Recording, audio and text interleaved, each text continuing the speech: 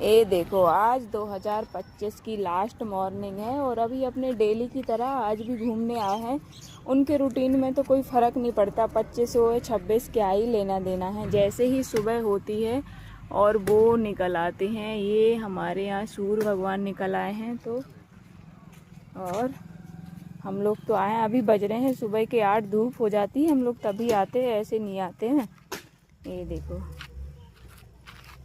माता की छत्र छाया में अभी ना ऐसे ऐसे रास्ते से जाते हैं, जहाँ एकदम रास्ता ख़राब होगा वो वहीं से जाते हैं।